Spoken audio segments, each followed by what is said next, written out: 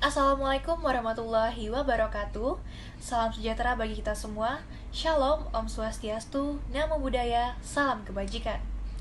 Kehadiran partai politik sudah merupakan sebuah gejala yang umum di berbagai negara, terutama di negara yang mengaku menganut sistem demokrasi.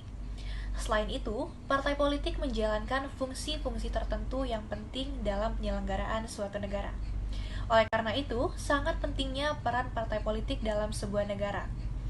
Untuk mengetahui dan memahami lebih jelas mengenai partai politik, langsung saja kita simak penjelasan dari kelompok 8 berikut ini. Partai politik pada awalnya tumbuh di Inggris dan Prancis pada abad ke-18 yang disebabkan meluasnya gagasan masyarakat perlu ikut serta dalam proses politik di sebuah negara. Berdasarkan sejarah awal lahirnya partai politik, maka partai politik digolongkan dalam dua kelompok, yakni politik yang lahir dalam parlemen atau yang biasa disebut intraparlemen, dan partai politik yang lahir atau dibentuk masyarakat di luar parlemen atau ekstraparlemen. Dalam sejarah Indonesia, keberadaan partai politik diawali dengan didirikannya organisasi Budi Utomo pada tahun 1908 di Jakarta oleh Dr. Wahidin Sudirohusodo dengan rekan-rekannya. Walaupun pada waktu itu Budi Utomo belum bertujuan ke politik murni, tetapi keberadaan Budi Utomo sudah diakui para peneliti dan pakar sejarah Indonesia sebagai perintis organisasi modern. Dengan kata lain, Budi Utomo merupakan cikal bakal dari organisasi massa atau organisasi politik di Indonesia.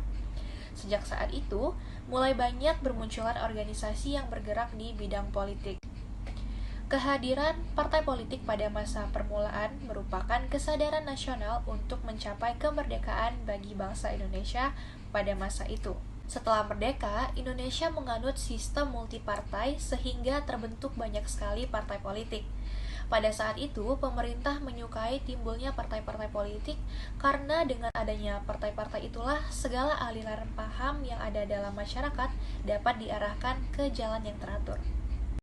Partai politik di Indonesia merupakan organisasi yang bersifat nasional dan dibuat oleh sekelompok warga negara Indonesia secara sukarela atas dasar kesamaan kehendak dan cita-cita untuk memperjuangkan dan membela kebutuhan politik anggota, penduduk, bangsa, dan negara, serta memelihara keutuhan negara Kesatuan Republik Indonesia sesuai Pancasila dan Undang-Undang Dasar Negara Republik Indonesia tahun 1945.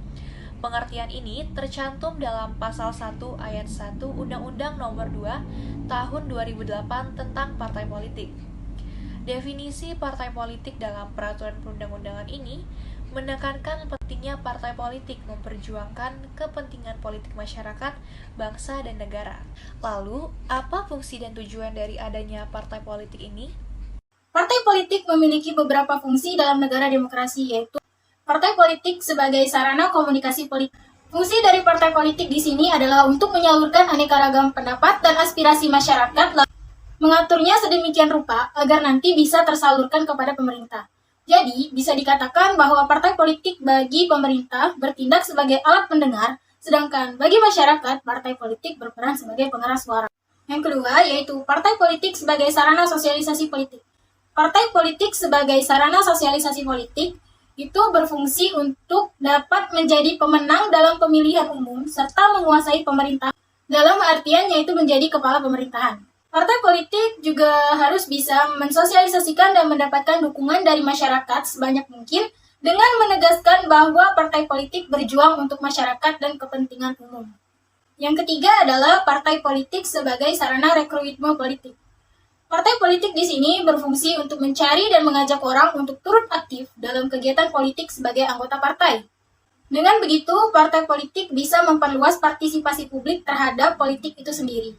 Dan yang terakhir ada partai politik sebagai sarana pengatur konflik. Partai politik di sini berusaha untuk mengatasi atau setidaknya meminimalisir terjadinya suatu konflik. Ketika ada suatu kelompok politik tertentu yang memiliki konflik dengan kelompok politik lainnya, maka saat itulah partai politik menjalankan fungsinya sebagai pengatur konflik.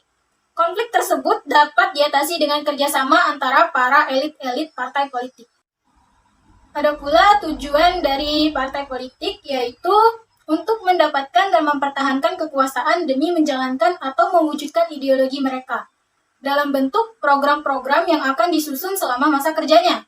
Di Indonesia, tujuan dari partai politik dibagi menjadi dua, yaitu tujuan secara umum dan tujuan secara khusus. Tujuan secara umum partai politik di Indonesia adalah untuk mewujudkan cita-cita nasional bangsa Indonesia sebagaimana dimaksud dalam pembukaan Undang-Undang Dasar 1945. Untuk menjaga dan memelihara keutuhan NKRI, untuk mengembangkan kehidupan demokrasi berdasarkan Pancasila dengan menjunjung tinggi kedaulatan rakyat dalam Negara Kesatuan Republik Indonesia ini, serta untuk mewujudkan kesejahteraan bagi seluruh rakyat Indonesia. Sedangkan secara khusus, tujuan dari partai politik di Indonesia adalah untuk meningkatkan partisipasi politik anggota dan masyarakat dalam rangka menyelenggarakan kegiatan politik dan pemerintahan yang ada di Indonesia. Untuk memperjuangkan cita-cita partai politik dalam kehidupan bermasyarakat, berbangsa, dan bernegara.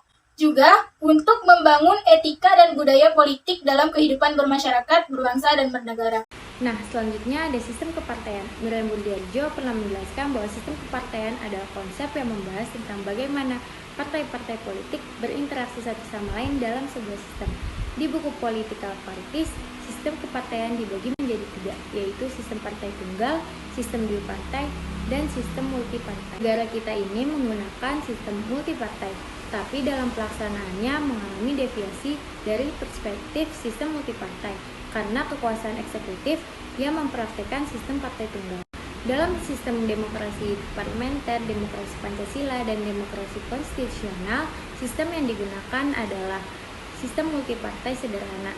Kecuali dalam pemilu tahun 1955, pemilu pertama pasca kemerdekaan tahun 1945, pemilu tahun 1999, dan pemilu pertama pasca reformasi tahun 1998 menggunakan sistem multipartai ekstrim. Di zaman Presiden Soekarno, sistem yang digunakan adalah demokrasi terpimpin, sedangkan di zaman Presiden Soeharto, sistem yang digunakan adalah demokrasi Pancasila.